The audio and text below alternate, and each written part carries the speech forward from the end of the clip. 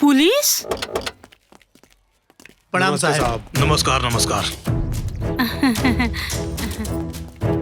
नमस्ते सर। क्या बात है सर? माया देवी कौन है? हमारी क्लास की टीचर। बुलाइए उनको। हाँ सर।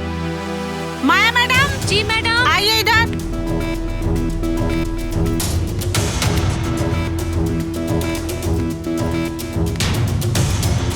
आप सब ये सब लोग? कोषाहार का रजिस्टर आप मेंटेन करती हैं? जी सर।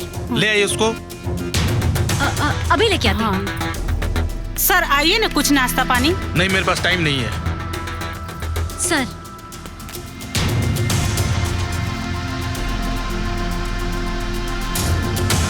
प्रधान जी, आपका क्या कंप्लेन है? साहब, ये टीचर लोग का स्कूल के तनख्वाह से पेट नहीं भर रहा है। स्कूल को भ्रष्टाचार का अड्डा बना लिए हैं, अड्डा। प्रधान जी क्या फालतू बकवास कर रहे हैं? हमारे यहाँ सब नहीं होता है, होता होगा किसी और स्कूल में। सर हमारा रजिस्टर सब मेंटेन है सर। आप इनको पहचानती हैं? नहीं सर। ये इस गांव के इकलौते लल्लन बाबू यादव जी हैं। लल्लन बाबू, आपके कितने बच्चे हैं? साहब हमारा तो ब्याह नहीं हुआ है, तो बच्चे कहाँ से होंगे? लेकिन इस रजिस्टर में तो आपका नाम लिखा हुआ है। ऐसा साहब एक मामला नहीं है। ये राजेश हैं, इनके भी 2 बच्चा लिखा हुआ है। इधर राम प्रसाद है, इनके 4 बच्चों का नाम लिखा हुआ है। अगर पोल खुल गई सर, तो मामला बहुत ऊपर तक जाए, बहुत ऊपर तक। मैडम जी, आपके पास इनका कोई जवाब है? सर इस नाम के तो बहुत सारे गांव में हैं। हाँ। प्रधान जी की सब चाल है सर। झूठ बोलने में आपको शर्म नहीं आती? हाँ? शिक्षक होके घोटालाबाजी करती हैं? आप दोनों शिक्षक के नाम पे कलंक है। आप दोनों को सस्पेंड किया जाता है। अरे सर, हम मैडम जी के कहने पर सब लिखे थे। हमारा कोई दोष नहीं है। अरे हमको तो ये भी नहीं पता था कि मैडम हमसे फर्जी नाम लिखवा रही हैं। देखिए हमारी बात पे यकीन करिए, हमारा कोई दोष नहीं, हम निर्दोष हैं साहब। इसीलिए आपको सस्पेंड किया गया है। 5 लाख रुपया जुर्माना राशि के साथ 1 महीने का मोहलत दिया जा रहा है। अगर समय से आप नहीं जमा करेंगी तो मैडम की तरह आप भी गिरफ्तार कर ली जाओगी। गिरफ्तार करो। नहीं सर, हमें छोड़ दीजिए सर, मुझे माफ कर दीजिए, मुझे माफ कर दीजिए। ऐसा गलती दोबारा नहीं होगी सर। आप शिक्षक की छवि को दागदार कर रही थी, शिक्षा को मजाक बना के रख दिया। अब अपने पाप का प्रायश्चित करना। चलिए हवालात का हवा खाइए। याद रहे, 1 महीना 5 लाख।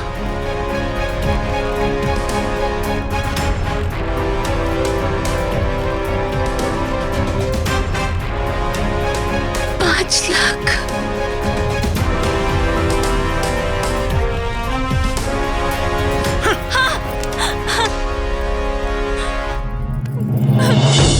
अरे तू इतना नीचे गिर जाइबू, ये हम कबो सपनों में ना सोचले रही। अरे तू जब स्वार्थी बन गेलू ना, तो हम सोचने की समय के तक समझ के माफ कर दे, जैसन बाड़ी हमर मेहरारू बाड़ी। लेकिन तू चीटर बन गईलू।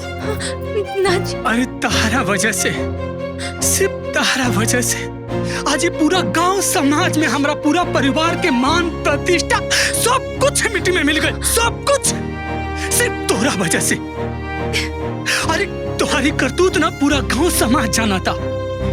और अरे तहरा वजह से आज हमारा पूरा परिवार के मुंह पे पूरा गांव समाज के सामने काले पुत गई। सिर्फ तहरा वजह से।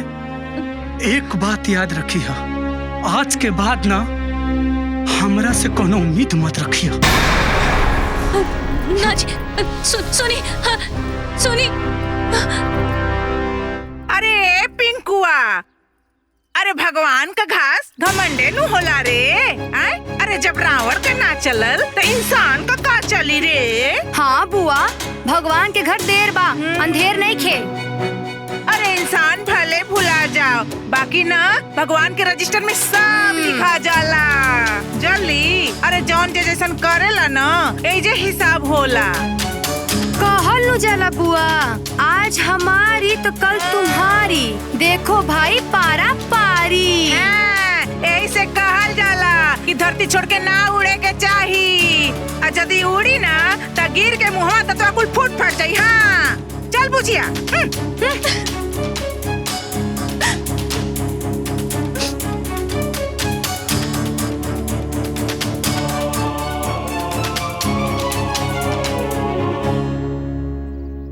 अरे आप टेंशन मत लीजिए, डील एकदम सही से कर देंगे। ए बाबा हो देखी ना, मनु जी इनका दिखाई तनी हमार फोन आवत हटे। हेलो। अरे मैडम जी, और अगला पेमेंट काहे नहीं होत बाटे? सामने वाला पार्टी हमरा के पेमेंट खातिर बार-बार प्रेशर डालता। भैया अभी हम जमीन लेवे के पोजीशन में नहीं की, हमके हमार पैसा वापस करवा दी। अरे मैडम जी ऐसे थोड़े ना होला। वही बेरा हम रउवा के हर शर्त बता दिल रहनी कि समय पर और पेमेंट ना आई तो डील भी कैंसिल हुई और पेमेंट भी रिटर्न ना हुई। देखिए भैया, हम बहुत बड़ा समस्या में फंस गए बने, हमके पैसा के बहुत जरूरत बा, हमके हमार पैसा वापस करवा दी प्लीज। मैडम ये बिल्कुल संभव नहीं है। संभव नहीं है? प्लीज भैया देखिए, हम हमार बात समझे के कोशिश करी, हमार मजबूरी समझी रहुआ, हम रहुआ आगे हाथ जोड़तन, पैर पड़तनी, प्लीज हमार पैसा वापस करवा दी। मैडम मैडम मैडम ये बिल्कुल पॉसिबल नहीं है। प्लीज भैया बात सुनी ना, हमार बात समझी। अरे मैडम भैया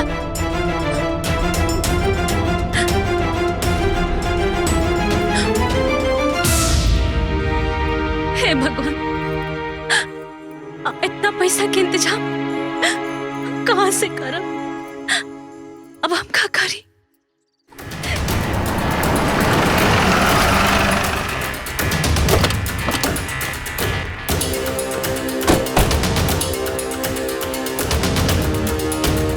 माया देवी जी कहाँ है? क्या बात है साहब? उनको गिरफ्तार करना है। जल्दी चल नैहरे में रहो। हाँ? पुलिस? आ गई माया देवी जी।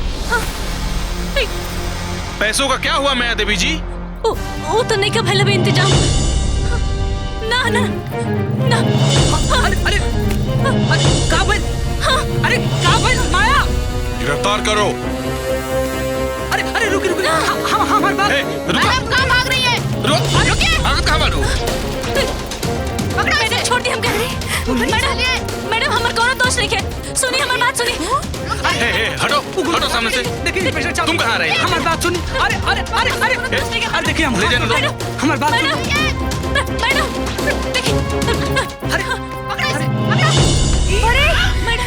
चलो जेल। मैडम हमारी बात सुनिए। अरे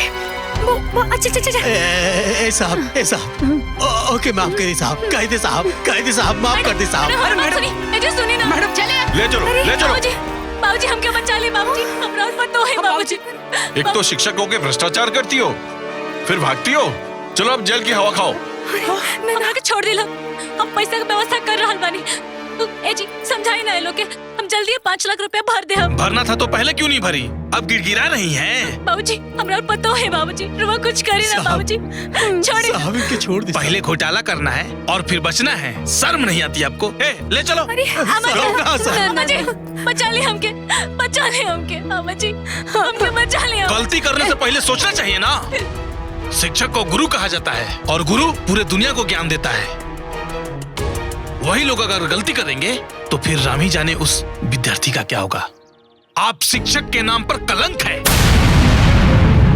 सोचिए आपके इस गलत करतूत की वजह से आपके पूरे घर परिवार का शर्म से सर नीचे झुका हुआ है। चलिए अब कोर्ट में सफाई देते रहिएगा।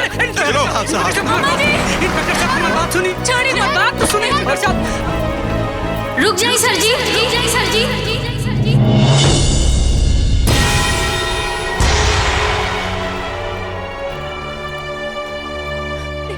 इनकरा के छोड़ दी। अब पॉसिबल नहीं है, इन्होंने समय से पैसा भरा नहीं, अब इनका टाइम खत्म हो गया है। कितना पैसा बा सर जी? 5 लाख। 5 लाख। 1 मिनट रुकी।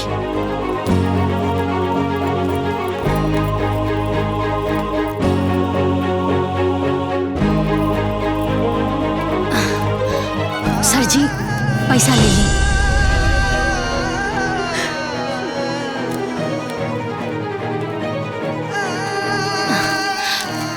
सर जी ई रहल राउर 5 लाख रुपया। ये थैला दे दीजिए। जी। आप कौन? सर जी हम ई घर की बड़ बहू वेटनरी डॉक्टर श्रीमती ज्ञानती देवी। आप इस घर की बड़ी बहू और ये आपकी छोटी देवरानी है। देवरानी ना सर जी, हमार छोट बहन। शर्म करिए आप, डॉक्टर की छोटी बहन होकर घोटाला करती है। आपके घर परिवार के लोग कितने अच्छे हैं। हाँ, आप इतना भ्रष्ट कैसे हो गए जी? घर वालों का मान प्रतिष्ठा का जरा भी ख्याल नहीं है आपको। आप इंसान और इंसानियत के नाम पर कलंक है। आज अगर आपकी बड़ी बहन पैसा नहीं दी होती तो आप जेल की हवा खा रही होती। छोड़ दीजिए इनको। धन्यवाद।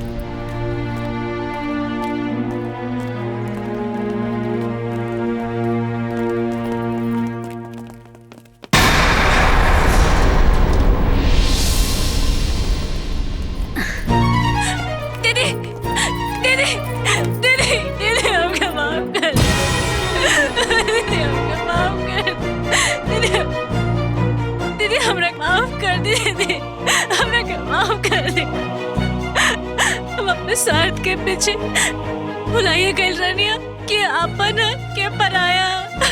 हम क्या माफ दे, हम क्या माफ कर दे। जे हमारा अपन रहे हम ओकरा के गैर समझ लेने। हमरा के माफ कर दे, हमरा के माफ कर।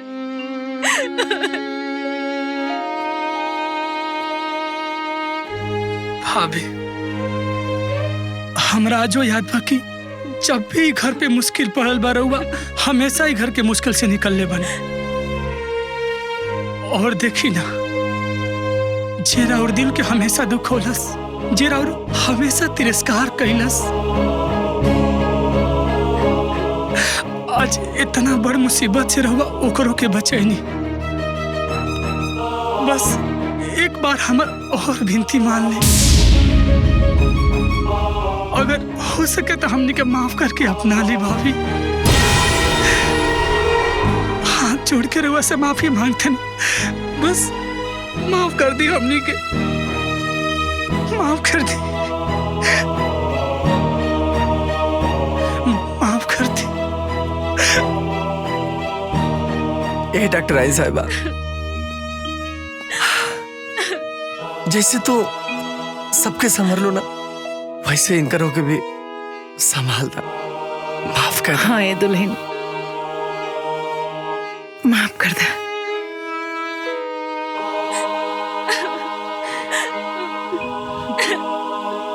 हाँ दुल्हन, माफ कर दो। भौजी माफ कर दे ना। मम्मी हमरा प्यारी सी चाची के माफ कर देना।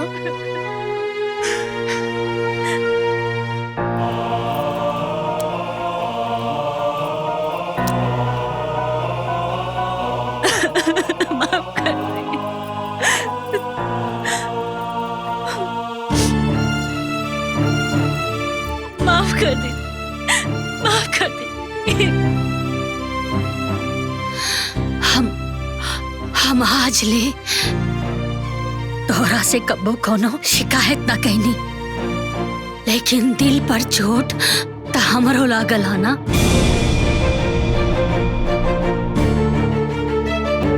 देखला, हम फिर भी तोहरा के माफ करतानी। अब तक खुश बाड़ू?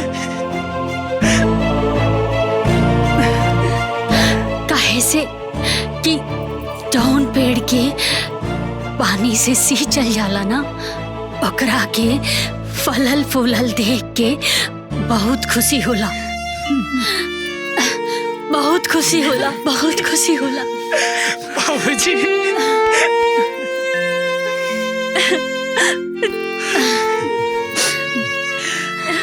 दीदी रवा हमेशा अपन फर्ज निभावनी, लेकिन हम ही ना समझ पाऊनी। लेकिन आज हम रवा से वादा करतानी कि आज के बाद से हमरा तरफ से कबो कोनो शिकायत के मौका ना मिली। कोनो शिकायत के मौका ना मिली। ए जी सुना तानी।